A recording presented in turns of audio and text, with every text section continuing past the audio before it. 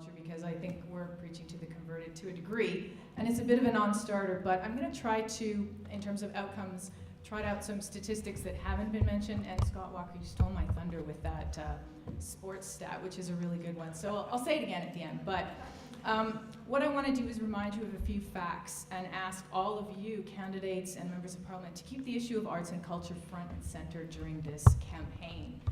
Please remind the leaders of your parties to keep bringing it up. And those of you in the audience, as Sandy already said, email your arts and culture question to CTV for the televised debate. So, a couple of facts. BC has the highest number of artists per capita of any province in Canada. Don't know if you knew that, according to Canada Revenue Agency. And last year, the cultural sector employed 1.1 million Canadians, either directly or indirectly. And we, as artists, know that our cultural programs are vastly oversubscribed, and now they're under attack. For every dollar invested in the arts in Canada, another $11 is generated in economic activity. So that's the outcome section. Culture is an economic driver, yet Harper's recent cuts are an attack on this growing sector of the economy. Makes no sense, recession or not.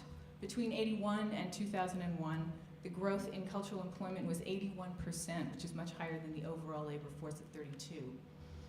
Arts and culture, as we all know, is not a fringe issue.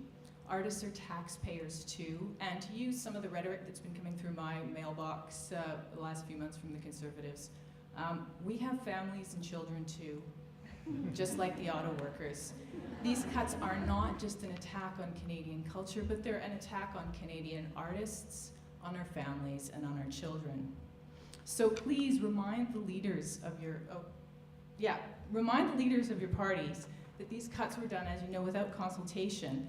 And like the income trust scandal and the Elections Act scandal, they're yet another sign of a government that's either inept or can't be trusted. Don't let the voters forget that. Harper's cuts would do away with the kind of funding that allowed directors like Zacharias Kunuk and Adam Agoyan and Denis Arcand to flourish. And last week I heard that we're supposed to go look for corporate donations for the arts. What corporations, I'd like to ask you, exactly are going to fund daring and innovative artists like these? So in closing, a word about policies, very briefly. I've got my 50 seconds here. IMA, the Independent Media Arts Alliance, has asked the Conservatives to draft a national cultural policy. They said no. We asked them to review Canadian heritage because we find it inefficient and transparent. Instead, they cut.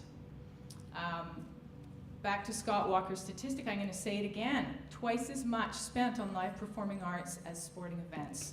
Stay tuned to find out about the National Day of Action on the Arts. We'll have it on the website, artistvote.com. It's supposed to be October 2nd, but we don't have a date yet. Thank you very much.